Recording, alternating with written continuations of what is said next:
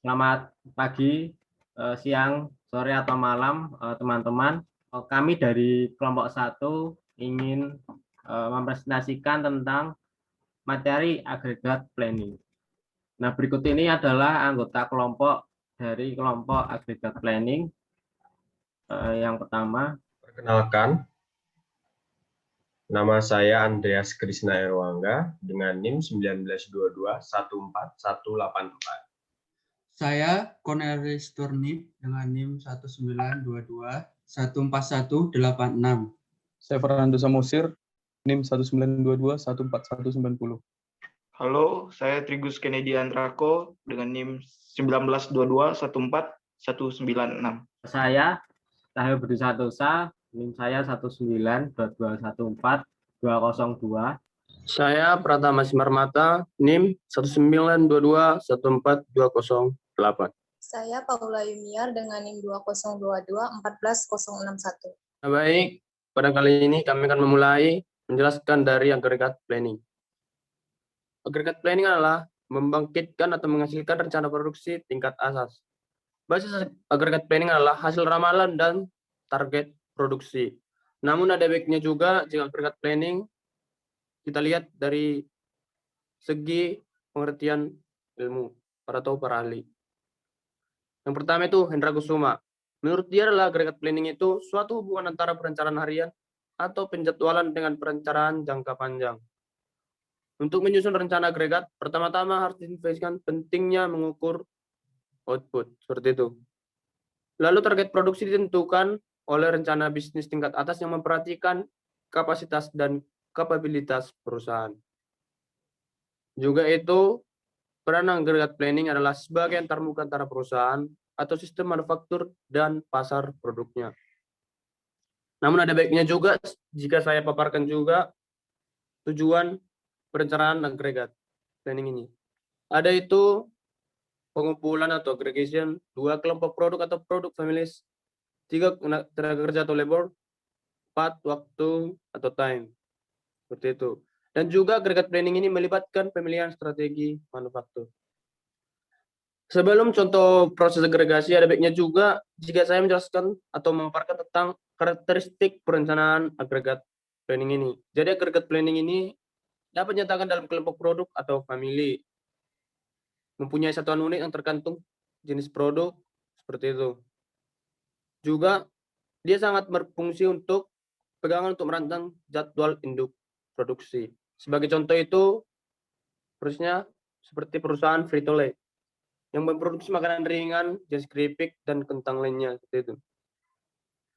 Proses agregasi ini juga termasuk pengelompokan jenis-jenis makanan tersebut ke dalam produk keluarga, seperti itu. Terus, contoh lainnya itu seperti rumah sakit dan PT Telkomsel. Proses agregasi itu juga sangat berhubungan erat dengan jam kerja buruh, mesin atau resource lainnya, waktu, harga jual, ongkos produksi, seperti itu, dan punya satuan. Yang dimaksud dengan waktu itu ialah jangka menikah yang memiliki arti antara 3 bulan sampai dengan 18 bulan. Jadi dia itu biasanya melakukan perencanaan itu secara bulanan atau per triwulan, seperti itu. Jadi di agregat planning ini semua sudah direncanakan, harga jualnya juga dan ongkos produksinya. Lalu selanjutnya akan dijelaskan teman saya Paula Yumiar. Baik, di sini saya akan menjelaskan tentang planning proses atau strategis planning. Planning proses atau perencanaan strategis adalah proses yang dilakukan oleh suatu organisasi untuk berkembang dan rencana untuk pencapaian tujuan organisasi jangka panjang secara keseluruhan. Baik, berikut adalah langkah-langkah utama perencanaan strategis. Yang pertama ada analysis of the current state. Suatu analisis keadaan saat ini. Di sini Anda bisa menganalisis eksternal organisasi Anda dan lingkungan internal Anda. Contohnya di sini kita dapat melakukan analisis SWOT, yang merupakan pemeriksaan kekuatan organisasi Anda, kelemahan, peluang, dan ancaman. Anda juga akan memeriksa dengan cermat faktor lingkungan eksternal tertentu seperti saingan Anda. kekuatan pemasok Anda atau kekuatan pembeli Anda, dan pelanggan memiliki apakah ada ancaman yang layak dari klien atau pelanggan utama dapat secara efektif menggantikan produk atau layanan Anda. Yang kedua ada defining the future state. Di sini mendefinisikan keadaan masa depan. Di sini Anda mengembangkan visi organisasi dan pernyataan misi.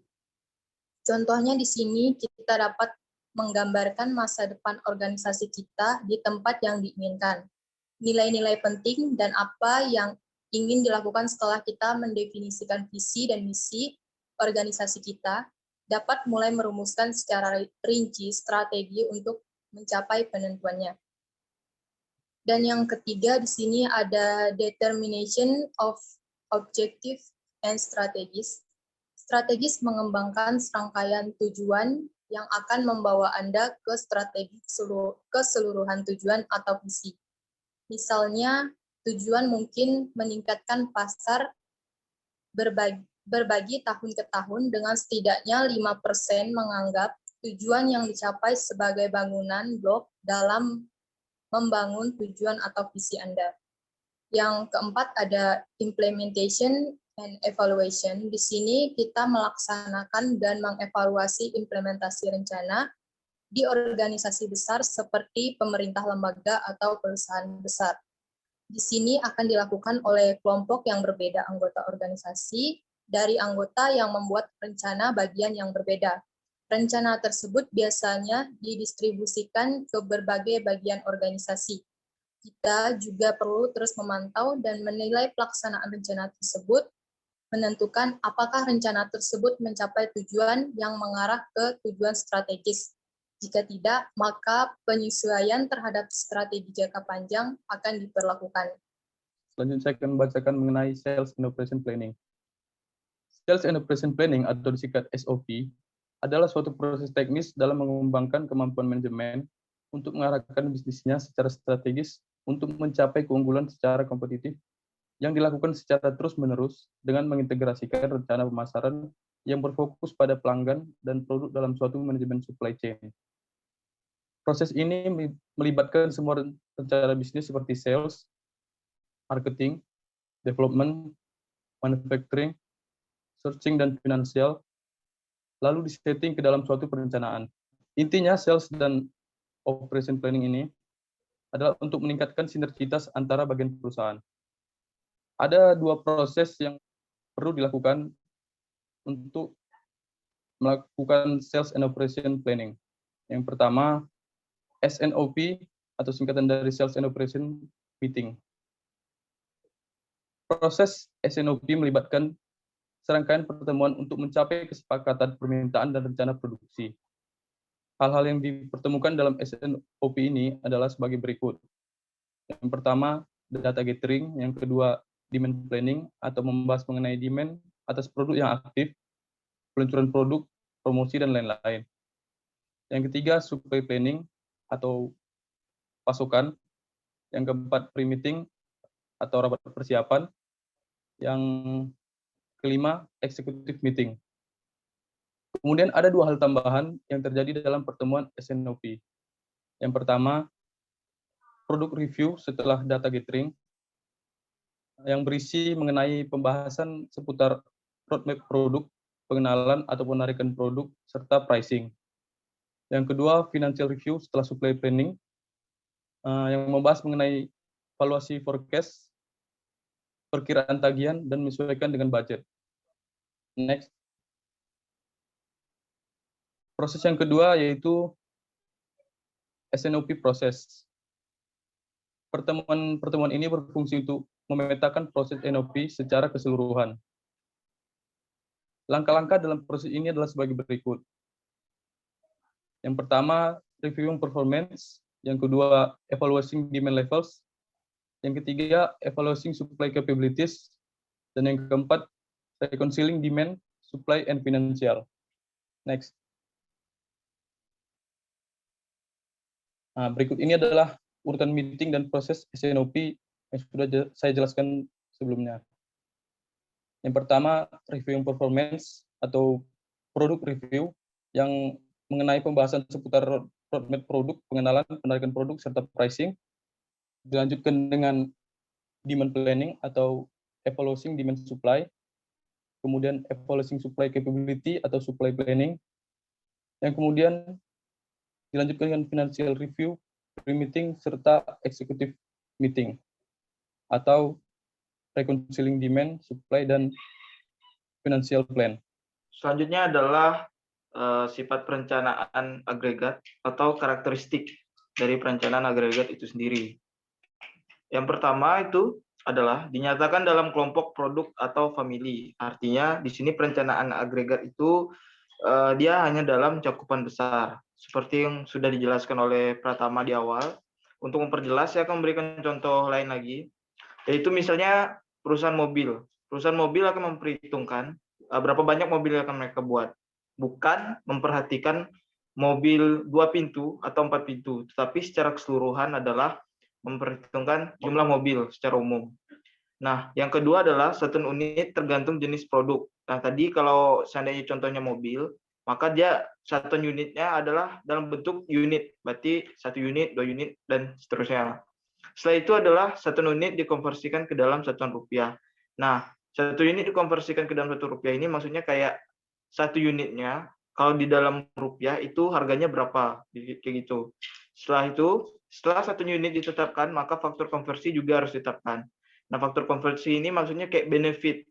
Apakah make sense antara harganya segini dengan kualitas mobil yang segini. Jadi lebih ke alasannya gitu. Alasan mengapa harganya mungkin lebih mahal atau lebih murah. Selanjutnya adalah horizon perencanaan cukup panjang. Nah, horizon perencanaan cukup panjang ini bisa dalam bentuk bulan, dia per tahun. Nah, kalau bulan itu tadi seperti yang sudah dijelaskan oleh Pertama, dan dia biasanya kalau untuk perusahaan besar itu mencakup paling panjangnya adalah 5 tahun. Selanjutnya, bagaimana sih cara kita untuk merencanakan strategi agregat? Nah, di sini ada 5 pertanyaan yang harus bisa dijawab apabila kita ingin merencanakan strategi agregat. Yang pertama adalah bagaimana kita mengatur persediaan dari produk perusahaan kita. Yang kedua, bagaimana kita memvariasikan ukuran tenaga kerja. Yang ketiga, ada paruh waktu tentang waktu kerja. Yang keempat, ada apakah kita perlu mengatur subkontraktor, dan juga bagaimana kita akan membuat tenaga kerja tetap atau kita harus mempecat 1 karyawan. Yang kelima, mengubah harga untuk memengaruhi permintaan. Nah, di dalam kita merencanakan strategi agregat, ada 2 hal pilihan. Yang pertama adalah pilihan kapasitas dan permintaan. Nah, di sini adalah capacity option atau pilihan kapasitas. Ini artinya kita memiliki sudut pandang ke dalam diri kita sendiri atau di dalam perusahaan. Bagaimana nanti kita bisa mengatur sedemikian rupa sehingga nanti perusahaan bisa dengan maksimal dalam bekerja. Yang pertama, mengubah persediaan dengan meningkatkan persediaan pada saat permintaan turun untuk mempersiapkan tingginya permintaan di masa depan. Ini adalah contohnya seperti perusahaan fashion. Nah, di dalam perusahaan fashion itu kan kalau kita lihat ya di dalam per tahun gitu ada satu masa di mana kayak masa Idul Fitri, Lebaran itu kan identik dengan kita memakai baju baru. Nah, perusahaan-perusahaan ini sebetulnya sudah menyiapkan untuk hari-hari tersebut, karena di mana hari-hari tersebut itu permintaan demand dari pasar itu bakal banyak banget, sehingga perusahaan itu perlu mempersiapkan hal tersebut. Jadi dia sudah stok barang di beberapa bulan. Supaya nanti ketika di event tersebut dia bisa tetap memberikan persediaan. Yang kedua itu bisa meningkatkan biaya yang terkait dengan penyimpanan, asuransi, garansi, pengusangan, dan investasi modal. Bisa dilakukan juga dengan kekurangan persediaan dapat kehilangan penjualan karena waktu tunggu yang lama dan pelayanan yang buruk. Dan ini perlunya hati-hati ketika mengatur di persediaan. Kita perlu apakah kita perlu stok barang yang banyak atau stok barang sedikit, itu juga harus disesuaikan dengan di layanan pelanggan. Yang kedua, mengatur tingkat pekerja. Sesuaikan tingkat produksi dengan permintaan. Jangan sampai tenaga kerja itu melebihi dari permintaan. Memberikan pelatihan dan pemisahan untuk mempertahankan pekerja dan memberhentikan pekerja. Pekerja baru mungkin saja memiliki produktivitas rendah. Nah, jadi kita kalau merekrut pekerja baru itu kita juga harus memperhatikan ya. Kalau ya dia masih baru, masih perlu penyesuaian, maka mungkin saja produktivitasnya rendah. Nah, yang perlu diperhatikan adalah kalau pekerja baru semakin lama dia bekerja, seharusnya kan dia juga skill-nya bertambah, pengetahuannya bertambah. Nah, ini yang bagus. Kalau dia nggak pernah upskill dalam pekerjaannya, ya lebih baik untuk diberhentikan. Yang ketiga, ada variasi tingkat bekerja. Mungkin nggak kita dari perusahaan ini untuk punya satu tenaga kerja yang tetap, karena ada juga di perusahaan itu pakai freelance atau pakai perusahaan yang lain untuk memenuhi permintaan dari customer-nya. Mungkin sulit untuk memenuhi permintaan yang besar. Lembur dapat dilakukan dengan hati-hati dan dapat menurunkan produktivitas. Kalau lembur kan juga pakai jam, bukan jam kerja. Sehingga ini juga perlu diperhatikan tenaga kerja mana yang siap untuk dia melakukan lembur. Karena kalau lembur, ya bisa aja produktivitasnya rendah dan malah merugikan perusahaan. Menggunakan waktu kosong mungkin juga bakal susah. Yang keempat, subkontrak. Subkontrak ini contohnya seperti perusahaan roti. Perusahaan roti ini punya orderan yang banyak banget, sehingga perusahaan roti ini kewalahan gitu. Maka perlunya dia bekerja sama dengan perusahaan lain yang sama-sama memproduksi roti. Apakah sanggup atau tidak? Tapi tindakan ini sementara selama periode permintaan tinggi bisa saja punya kos yang mahal, sehingga perlu sekali untuk menjamin kualitas dan pengiriman yang tepat waktu. Yang kelima adalah menggunakan pekerja paruh waktu. Ini untuk mengisi posisi yang tidak terampil atau berketerampilan rendah, terutama di bidang jasa. Ini adalah demand option atau pilihan permintaan. Nah, di sini kita menggunakan sudut pandang keluar ya, jadi lebih ke para konsumen atau para di permintaan. Yang pertama, kita dapat melakukan mempengaruhi permintaan, menginfluence demand dengan cara menggunakan iklan atau promosi untuk meningkatkan permintaan di periode rendah. Nah, di sini kita bisa beriklan dengan para endorse atau para artis atau selebgram atau melakukan promosi. Nah, mencoba untuk mengalihkan permintaan di periode tertentu. Jadi, kalau kita melakukan iklan itu tentunya tidak setiap bulan rutin atau setiap hari atau setiap minggu. Tentu ada periode tertentu yang dilakukan perusahaan supaya untuk mengatur kapasitas dari perusahaan tersebut dengan permintaan. Untuk menyeimbangkan antara permintaan dan kapasitas. Nah, ini yang perlu dilakukan perusahaan, gimana caranya kita bisa melakukan promosi di waktu-waktu tertentu yang tepat. Tunggakan pesanan selama periode permintaan tinggi. Nah, ini seperti kayak perusahaan mobil.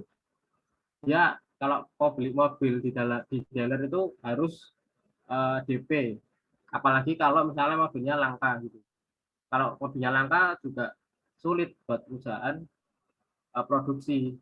Maka perlunya untuk kita DP dulu. Kita customer mendp supaya apa? Supaya nanti kalau perusahaan memproduksi itu biasanya memerlukan waktu yang lama. Supaya nih pelanggannya tuh nggak lari. Jadi DP dulu di awal lah, baru biasanya 3 bulan atau 5 bulan atau bahkan setahun baru nanti mobilnya jadi, sehingga kita nggak kehilangan niat baik dari pelanggan. Yang ketiga adalah bauran produk atau jasa yang melawan tren musiman. Ini contohnya itu kayak perusahaan pemanas ruangan. Nah, kalau pemanas ruangan kan biasanya dipakai di musim-musim dingin.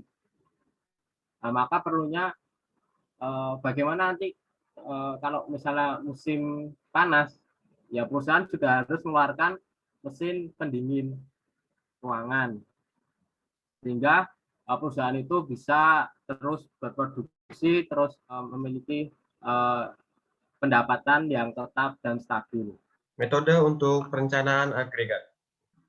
Metode kenapa penting? Hal ini diperlukan untuk mendapatkan angka yang lebih optimal, karena banyak perusahaan lebih menyukai metode standarisasi di dalam operasinya. Walaupun permintaan di pasar itu kebanyakan fluktuatif atau kadang rendah atau kadang tinggi, tetapi kalau bisa proses produksinya itu stabil. Hal ini membuat kualitas produknya lebih bagus karena produktif yang tentunya nanti akan mempengaruhi kebutuhan konsumen. Ada teknik populer dalam metode perencanaan agregat. Yang pertama, yaitu mudah untuk dimengerti dan digunakan. Yang kedua, menggunakan batas waktu tertentu untuk menghitung. Yang ketiga, percobaan dan kegagalan dalam proses dapat dihitung menggunakan perhitungan matematika. Beberapa metode yang bisa kita lakukan untuk angka yang optimal. Yang pertama dengan menggunakan metode grafik, yang kedua menggunakan AI atau Artificial Intelligence, terus yang ketiga ada perhitungan atau simulasi matematika, yang keempat ada prediktif dan analitik dan data analisis. Kemudian ini adalah contoh dari sampel compression of three plans. Nah, ini adalah ilustrasi 3 rencana yang berbeda. Untuk plan yang pertama kita akan menggunakan inventory carrying, digunakan untuk memenuhi kebutuhan yang ada di pasar. Kemudian plan yang kedua melakukan subcontracting, yang dimana bisa dijelaskan di sini bahwa dia mempunyai biaya sebesar 29.760, yang dimana biaya ini adalah biaya yang kita keluarkan karena kita menggunakan subcontracting. Terus yang plan yang ketiga adalah kita menulis strategi hiring dan layoffs. Bisa dilihat di tabel tersebut bahwa jika permintaan tinggi, kita menggunakan hiring. Tetapi jika permintaan rendah, kita menggunakan layoffs. Nah, dari tabel di sini kita dapat melihat bahwa tabel kedua lebih fleksibel dengan nilai sebesar $105-152. Dengan begitu dapat disimpulkan bahwa planning 2 lebih fleksibel disusul dengan planning 1 dan planning ketiga. Jadi seperti itu cara membaca tabel tersebut. Selanjutnya saya akan menjelaskan tentang perencanaan agregat di sektor jasa. Jadi perencanaan agregat di sektor jasa ini lebih menekankan pada permintaan dan tenaga kerja. Perencanaan agregat di bidang jasa pada umumnya dilakukan dengan mencari kombinasi dari beberapa pilihan. Nah, berikut adalah upaya pengendalian dilakukan dengan teknik yang dianggap sukses. Yang pertama adalah melakukan penjadwalan jam kerja yang ketat. Fungsinya untuk memastikan respon cepat terhadap permintaan pelanggan. Yang kedua, merekrut atau memberhentikan tenaga kerja yang siap dipanggil untuk memenuhi permintaan yang tidak terduga. Yang ketiga, fleksibilitas keterampilan pekerja individu yang memungkinkan alokasi ulang tenaga kerja yang tersedia. Yang keempat, fleksibilitas tingkat output atau jam kerja karyawan untuk memenuhi permintaan yang meningkat. Ini ada beberapa contoh perencanaan agregat. Yang pertama di restoran, kedua di rumah sakit, ketiga perusahaan jasa kecil, empat industri penerbangan, kelima perusahaan rekreasi dan komunikasi. Untuk yang di restoran, perencanaan agregat ini bertujuan untuk memperlancar tingkat produksi serta menentukan jumlah tenaga kerja untuk dipekerjakan. Jadi menggunakan pendekatan yang memerlukan penumpukan persediaan selama periode puncak, tetapi menggunakan tenaga kerja untuk mengakomodasi hampir seluruh perubahan permintaan. Lalu untuk yang di rumah sakit, kalau di rumah sakit pada saat penjadwalan dan lain sebagainya, kita bisa melakukan pendekatan untuk mengatur sedemikian rupa supaya tenaga kerjanya bisa selalu tersedia pada saat dibutuhkan oleh rumah sakit. Sedangkan untuk yang di industri penerbangan, kalau di sini lebih kompleks lagi, karena ada kombinasi antara rute perjalanan, kemudian jenis pesawat, jumlah penumpang, dan lain-lain. Itu semuanya dikombinasikan sedemikian rupa supaya industri penerbangan tersebut mendapat income yang optimal. Selanjutnya yaitu manajemen pendapatan. Di manajemen pendapatan ini, sebenarnya ini berguna untuk mengatur pendapatan di periode yang akan datang. Maka semuanya harus direncanakan terlebih dahulu. Nah, manajemen ini yaitu mengelola permintaan di pasar. Mengelola permintaan di pasar ini dengan memastikan bahwa kapasitas dari perusahaan tersebut terpenuhi atau sesuai dengan permintaan di pasar. Contohnya, misalnya kayak dikatakan yang sudah dijelaskan oleh Cornelis tadi, di perusahaan pesawat. Nah, misalnya perusahaan pesawat, dia melihat kapasitasnya memadai tidak untuk misalnya yang di kelas ekonomi dan bisnis. Semua itu bisa terpenuhi dengan optimal dan bisa memberikan pendapatan yang optimal bagi perusahaan. Nah, di sini ada contoh rumus dari perhitungan pendapatan, perencanaan pendapatan. Nah, rumus yang pertama itu adalah total pendapatan. Kalau kita balik ke contoh tadi, misalnya kita ambil contoh hotel. Kita ambil contoh hotel. Hotel A itu memiliki kamar yang per malamnya harganya itu adalah $150 misalkan. $150 dengan servis yang lengkap dan servis yang lengkap. Nah, sadar atau tidaknya perusahaan ini akan memberikan dampak, yaitu akan menimbulkan yang namanya money left on the table dan pass of contribution. Nah, money left on the table ini merupakan orang yang hanya berpikir bahwa mereka tidak membutuhkan servis yang berlebihan. Mereka hanya memerlukan tempat tidur atau tempat tinggal doang. Nah, begitu juga dengan pass up contribution. Nah, dengan pass up contribution ini, itu adalah mereka yang selalu menerima dengan senang, istilahnya ikhlas dengan membayar $150 tersebut tanpa ada komentar sedikit pun. Nah, ini salah satu kelemahan dari satu kelas atau fokus ke pasar hanya ke satu pasar. Maka ini tidak akan memberikan pendapatan yang maksimal. Maka perusahaan perlu membagi segmen. Ketika sudah menimbulkan money left dan pass up, perusahaan bisa membagi menjadi dua kelas. Misalnya kelas A itu untuk orang yang hanya membutuhkan tempat tidur, tidak membutuhkan servis lain, pelayanan yang lainnya. Maka itu akan memberikan harga misalnya $100.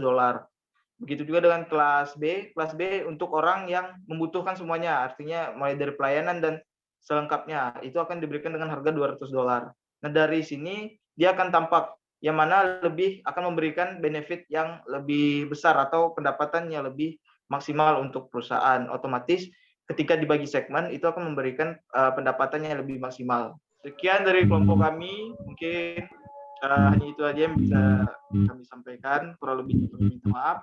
Selamat siang, selamat malam, dan selamat